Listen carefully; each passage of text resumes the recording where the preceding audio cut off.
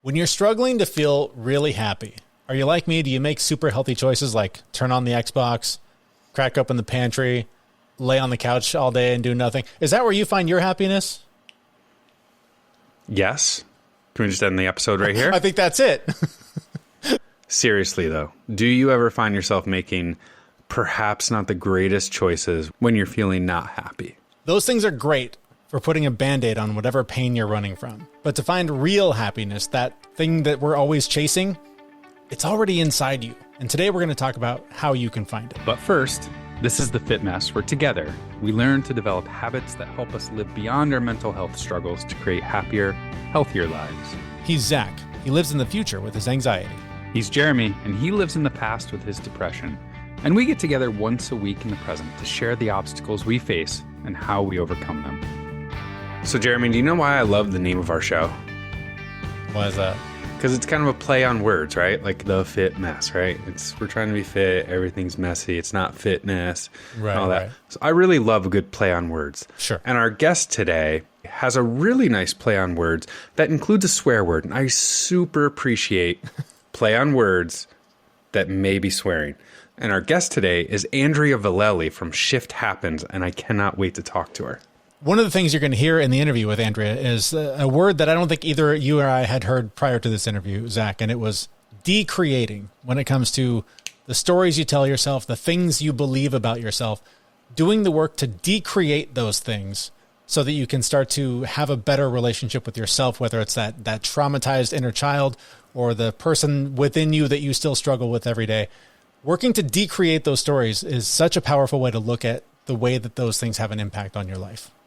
Yeah, it's super powerful. I've never heard it. I've never heard that word tied to that work, but man, like it resonated with me because most of what I've done throughout my life is to decreate all these stories that my dad told me, my mom told me, all these people told me that I believed as truth, and none of it was true. It was all a lie.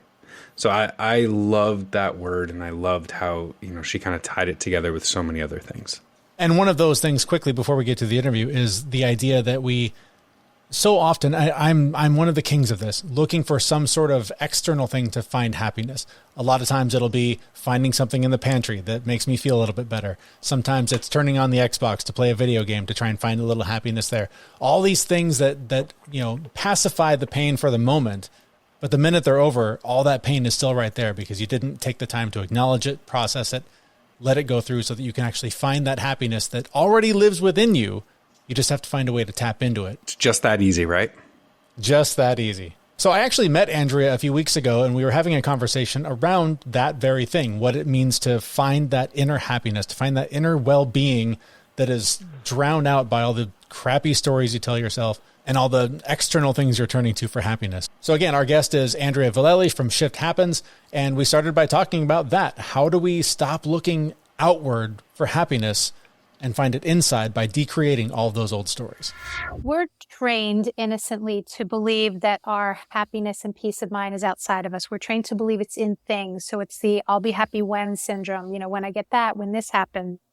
And what we're doing when we are in that belief system is we're literally chasing our tail. The world is our mirror. So if something on the outside is not the way that we want to see it, it's not about fixing the outside. That would be like trying to, you're watching a movie and going up to the screen and thinking, I don't like this scene. How am I going to change it? No, the movie's coming from the projector. So it's an inside job. Our well-being, our peace of mind comes from within. So it's a matter of flip-flopping this idea that we have about how the world looks and how we want it to be different, and looking within, going within for our peace of mind. Because at our core, we are all of us, absolutely perfect. But we have been trained and conditioned to believe otherwise. That's really the essence of it. But when you begin to see that your natural well-being is already within, you learned how to calm the mind, you learn when to listen to your inner genius, when it's your inner genius, and when it's outside influence like conditioning and our ego going to town and all this other stuff. When you get very connected to that truth, life just as a result gets easier. So whatever it is that you want to accomplish, it's not that we don't have goals. Of course we have goals, but you accomplish those things from a peaceful state, from a strong foundation, rather than just trying to accomplish things where literally it's like, you're living on a foundation of quicksand, which never works. So it's about getting that foundation strong, which is already here. And then whatever it is that we want to accomplish, we're accomplishing it from a solid space. As, somebody who years ago came to that conclusion that I was focused on the outside and I had to turn my eyeballs around and look on the inside, and that's where the value was. That was painful. That was hard. Yeah. And I am fully on board. I completely agree with you 100%. How does one do that? What is there a moment? Like, how do you have to get to a low point? Like, and how do you start to make that shift? Can it happen quickly? Is it take a long time? Yeah. Well, I hope you don't have to get to a long point or to a low point, because that would really suck, right? I think people are getting curious now because it looks to me like we're realizing that our peace doesn't come from the outside. I feel like people are waking up to it. But the way to do it is to begin to quiet your mind. It's just to begin to slow down. Now, when you slow down, it doesn't mean that you're not productive. It just means that you actually take the time. It's like the train is going so quickly in one direction. It needs to go in the other direction. You've got to slow down the train and bring it to a stop in order to jump the tracks and go in the opposite direction. So the way to begin, believe it or not, it's the simplest thing. It's beginning to pay attention to the breath. Like that's your recipe for starting to get in touch with peace and well-being. Like that's it. Because the breath, it's our natural ability to rest and relax. Like we are normally running around, hopefully not normally, but a lot of us in fight or flight. So our system is going absolutely crazy. And we have this natural inbuilt system where we can calm ourselves down naturally. We don't have to take a pill for it. We don't even have to leave the house. We can just begin to nose breathe, just breathing in and breathing out and allowing that inhale to be nice and long and allowing the exhale to be even longer. And that will naturally calm us down. And just by beginning to create some of that peace in your life, then you can begin to actually do the work where you start to reflect on, well, what's really important to me? What do I really want? What am I passionate about?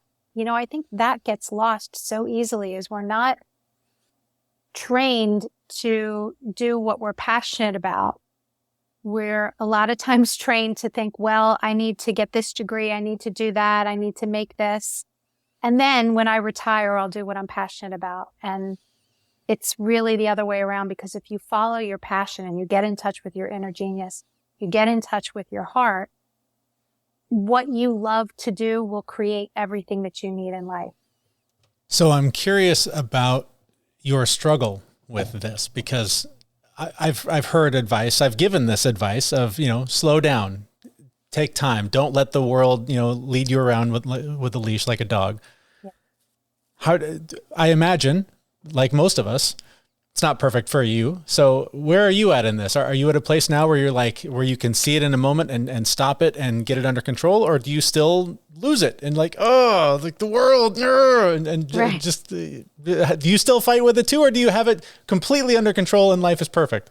Well, no, life is not perfect, but the difference is I'm wise to myself. That's the difference, is that when I'm feeling frustrated, disappointed, sad, annoyed, whatever it is, and my ego absolutely hates this, but my ego knows that it's not outside of me. And that's the hardest part, because my ego wants to blame. My ego wants to say, I'm sad because, I'm angry because, I'm pissed off because, whatever. Blame, blame, blame, blame, blame. My ego wants to go to town with that. And the difference now in my life is, even though I still have those feelings, I still am 100% human with the ups and downs. I know, as much as I want to blame the outside when I'm in a low state of mind, I know it's me. I know that I am just, not in alignment with my truth in the moment. My bandwidth is restricted. I'm in a really low state of mind. I can't see my way out of a paper bag. And that is the problem. The problem isn't the world or the circumstance, because the circumstance is always changeable, fixable, whatever you want to say, when I'm in a better state of mind.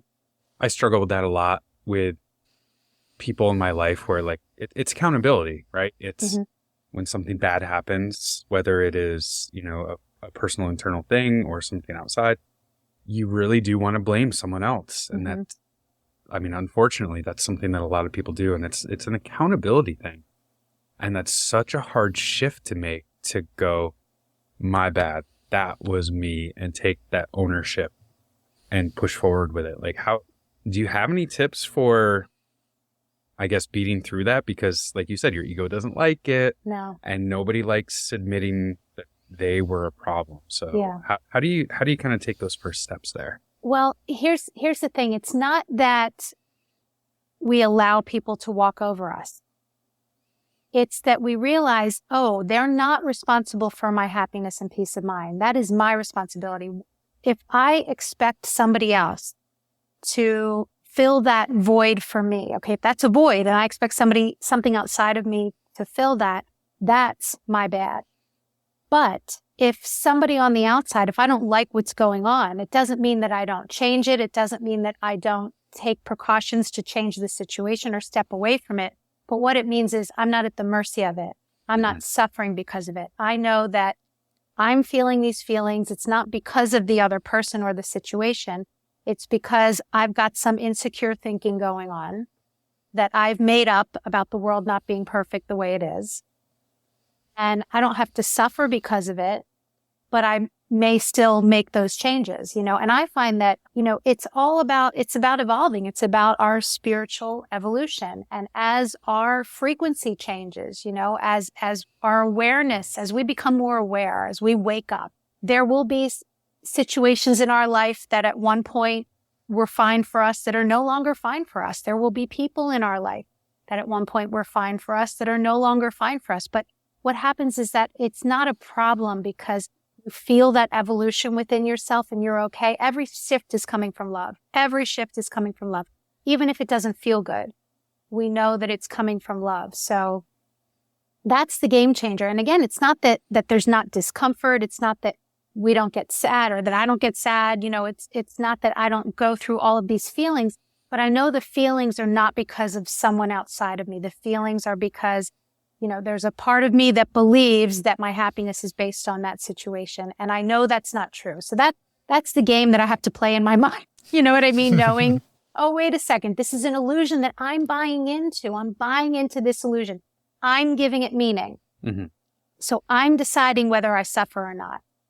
And then whatever makes sense, whatever shift makes sense, if it's a job, a friend, a relationship, whatever it is, if I will make that shift, not from a place of anger or judgment, but from a place of love. So that's really the difference.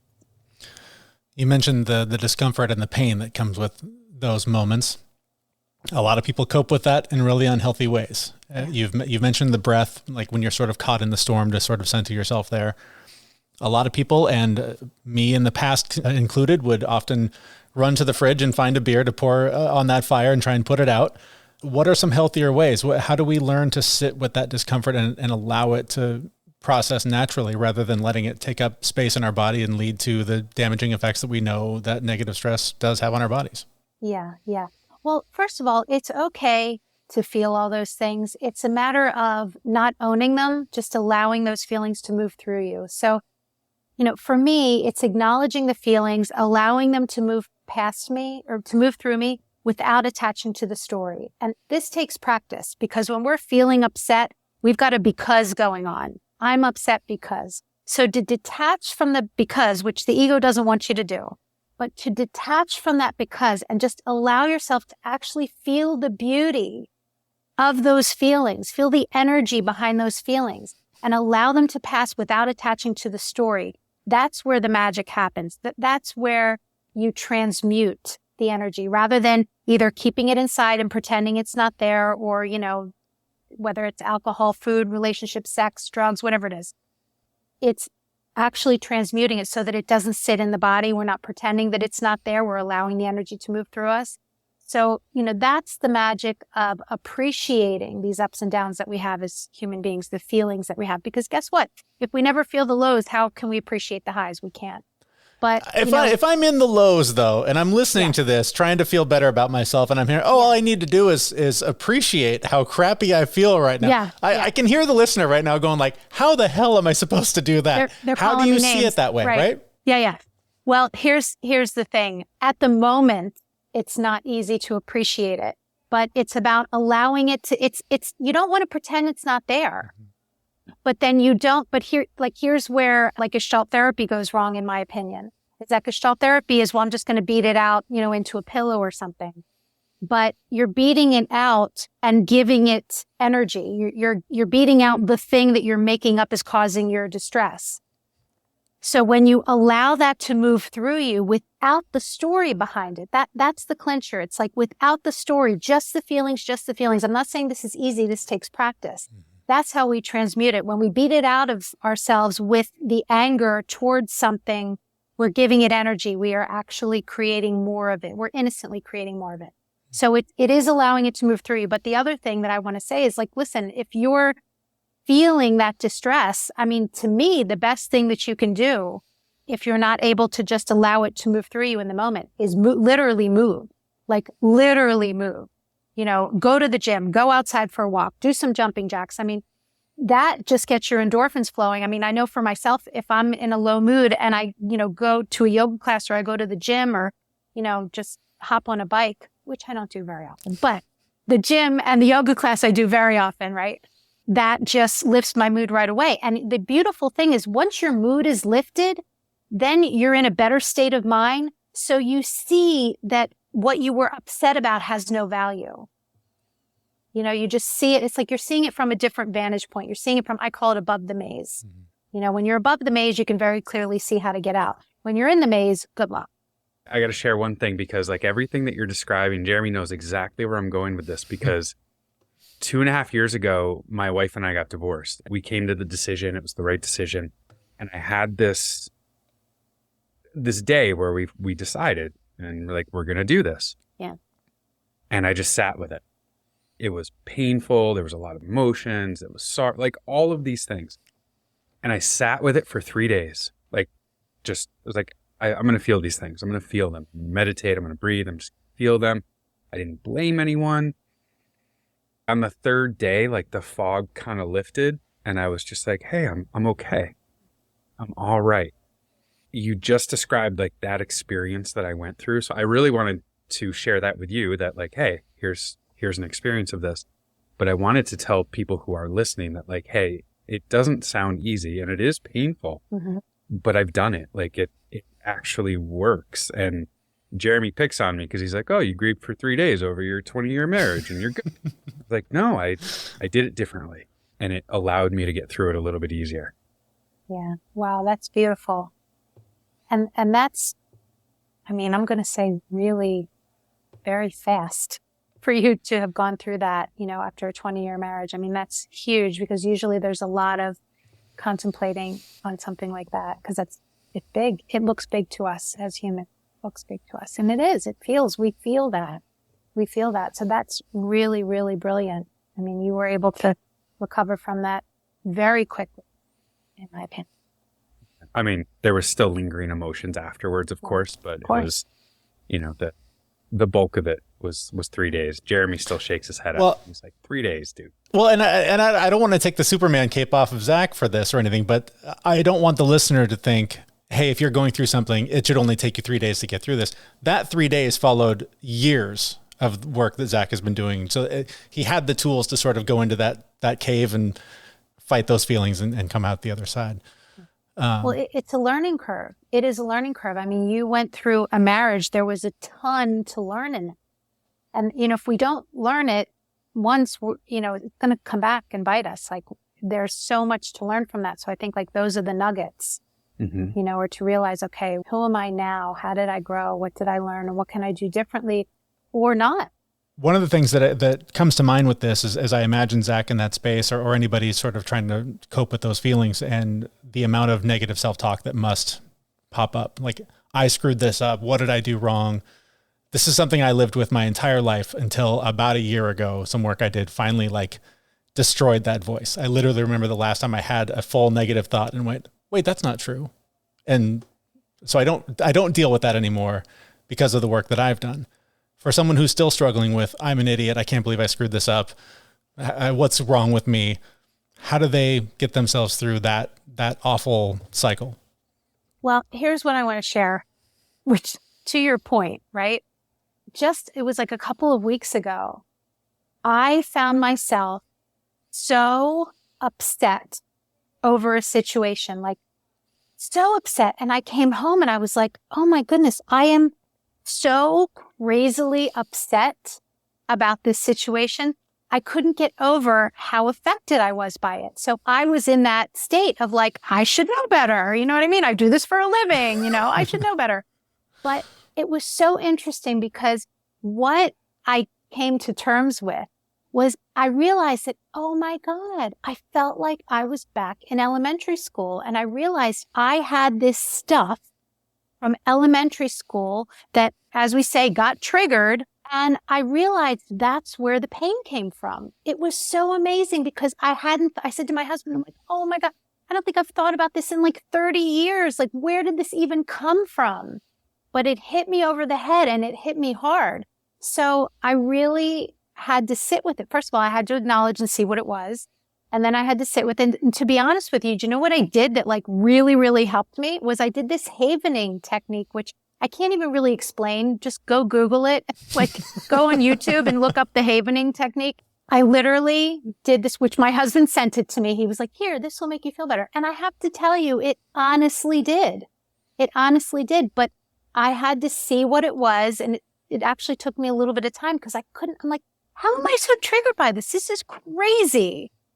But I think the whole deal is don't beat yourself up because we are human. We're having this human experience and things are going to come up and there's no perfection. It's a journey. It's a constant journey. It's a constant learning and growing. And the bottom line is we want to clean all this up. So if something comes up, that's fantastic. We want a clean vessel. And the only way we're going to get a clean vessel is if we acknowledge what's still around. So there's nothing wrong with that. It's the whole thing is like, please, please, please don't beat yourself up. Like just be so okay with wherever you are. Couple quick things on that. One, I took your advice. I Googled it real quick. And yes. A quick explanation on Google is it's an alternative therapy using touch, eye movements, and other sensory inputs to reduce stress, anxiety, and discomfort. Yes. Obviously a huge rabbit hole to dive down to explore that more. But I know exactly what you mean in terms of that childhood trauma, right? Little T trauma, whatever. I've told this story before, but there was a situation where at a family meal, my parent was talking about just lowering the bar on this horrible, like everybody was going to just hate this experience. Of course, everyone absolutely loved it. But as I heard this conversation happening, just sort of talking to themselves, I realized, oh my God, that's where that voice comes from. That's what I do to me. Yeah. And I realized like as a child, I witnessed adults doing this and owned that what they were saying about themselves, because we are one, must be true about me as well. Yes. And once I started to realize that voice isn't even mine, right, then I was able to say, do I even agree with anything that I'm saying here? And when the answer is no, it's amazing the power that has to just dissolve those thoughts and those feelings of like, who has even been saying that to me all this time? Because it's not me. You learned it. Yeah. Yeah. You learned it. Yeah. It's like this stuff comes up in our life. And when we have those aha moments of where this stuff comes from, I mean, to me, that's just allowing yourself to clean and clear it, and like you said, you realized it wasn't even yours. That was learned behavior. And that's all the muck and the stuff that gets caught up in our minds that we buy into and we think it's our identity. And it's not who we are. One of the greatest strengths anyone can have is the ability to admit that you're wrong about something that you believe. And again, it doesn't feel good to be wrong, but sometimes it's the best way to kind of move beyond some of these beliefs that you do have about yourself. And it's so okay to be wrong. It's like, that's the beauty, is to be able to look at yourself and be like, oh my God, I can't believe I said that or I did that. And it's like, oh wow, that was me. That's cool. I mean, it's actually good news when it's you, because then you can shift it and change it, I was cleaning out some files and things like that, and I read like a paper I wrote for my master's degree like 10 years ago. Mm-hmm. And I read it and cringed. And I was like, oh, I would never write that now. But I remember thinking in that moment where I was like, oh, I can change. I can be wrong. My opinion can change and I can build and grow over time. So it was a really good reminder. Yeah. Yeah. It's so cool. Like to see, like anything that's going on that I don't like, I get to see that it's me, that I created it, that like I'm giving off that energy, like something in my frequency and my energetic field is a match to that.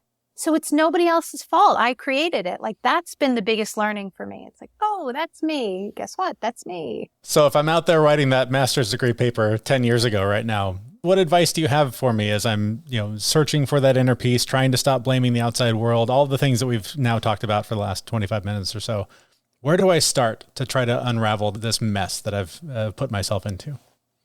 I think it's taking full responsibility for your experience. It's beginning to notice that the world is your mirror. So if something is occurring that you don't like, it's a reflection.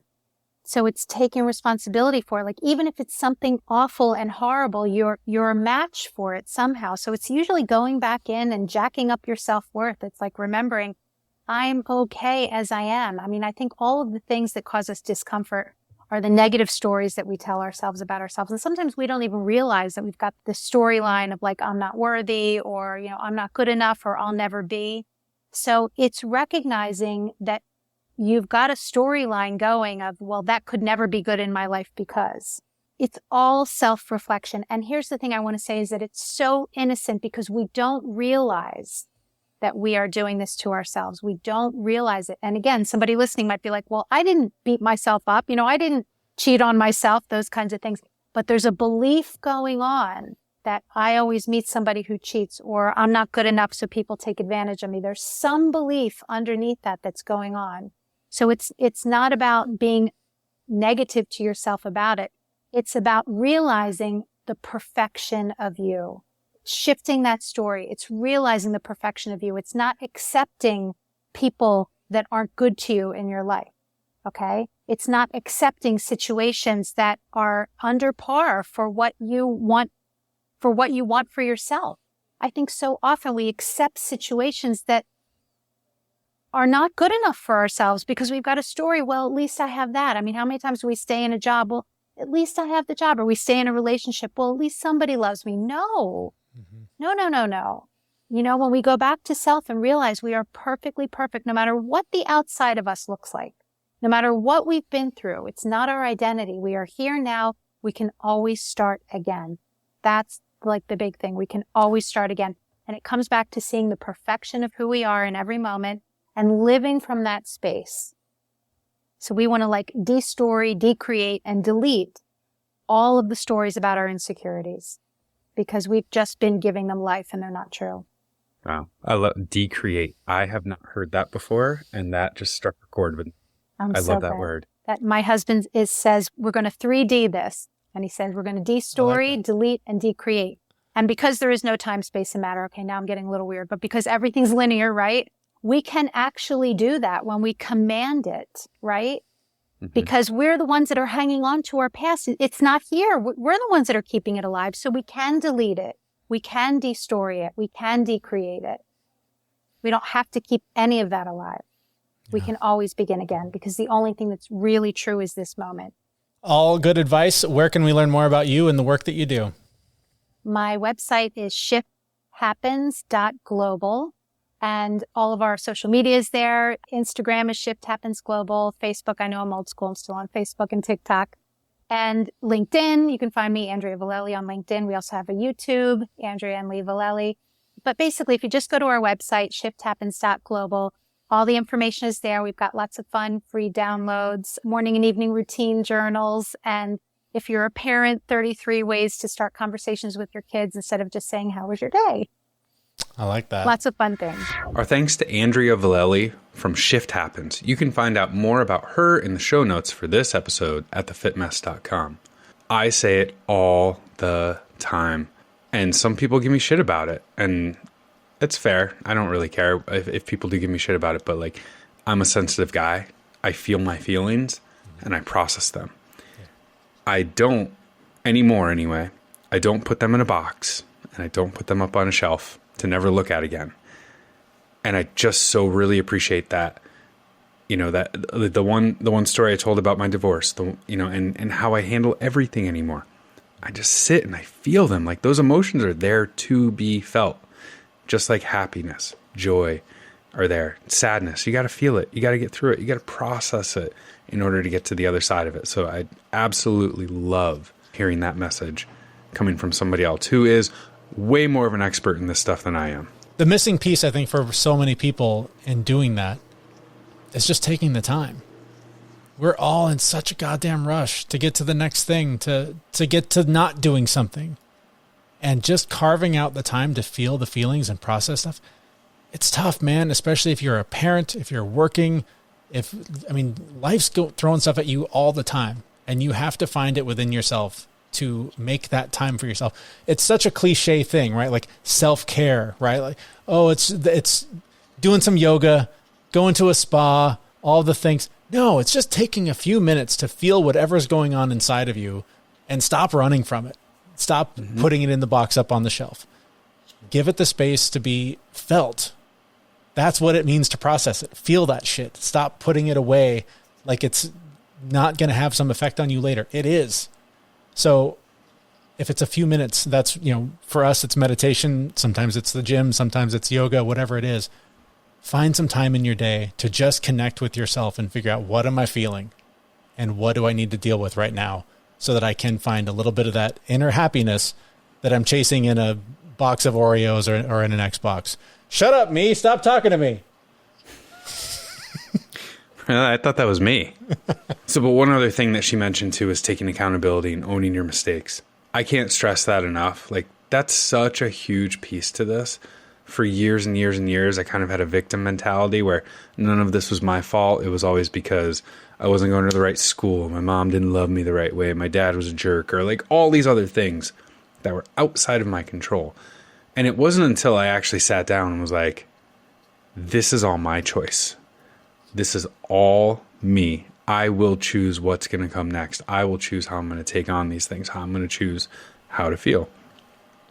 But taking accountability and owning your own mistakes, and it's not easy. I get it. To say I was wrong, I did something inappropriate, I did something bad, nobody wants to say that. But if you don't actually go in and take a look at those things, you're never going to change. You're never going to be able to pick the next thing if you can't say you're wrong about something else. So, I can't stress enough how important that is. It's you. Own that shit and walk, and just walk. You got to own it. I love the analogy of if somebody dumps garbage on your lawn, it's not your fault that it's there, but it's your responsibility to clean it up. If you look at all of your life's problems that way, it's a lot more manageable rather than yelling at whoever the bastard was that put this on my lawn. That's not cleaning the shit up. Getting out there and cleaning the shit up, that's what cleans the shit up. Yeah. I can still yell at the person. Oh, you can still yell at them while I'm cleaning it up. Yeah, I'm going to do that. But it is ultimately your responsibility to get the broom, get the rake, and get to work. Yes, and I will take a few minutes to consider whether or not it was my neighbor, and I will throw it back onto his yard if it was him. It's totally your neighbor. All right, well, that's going to do it for this week. Thank you so much for listening to this episode. And thank you to our guest, Andrea Vallely. Again, links to her in the show notes for this episode. And if you've gotten any value out of this episode, please do share this with somebody who needs to hear this message. It can really go a long way in helping us help as many people as possible. Thank you again for your support and for listening. We'll be back next week at thefitmess.com. See you, everyone. We know this podcast is amazing and doesn't seem to lack anything, but we need a legal disclaimer. Prior to implementing anything discussed in this podcast, it is your responsibility to conduct your own research and consult your physician. You should assume that Jeremy and Zach don't know what they're talking about, and they're not liable for any physical or emotional issues that occur directly or indirectly from listening to this podcast.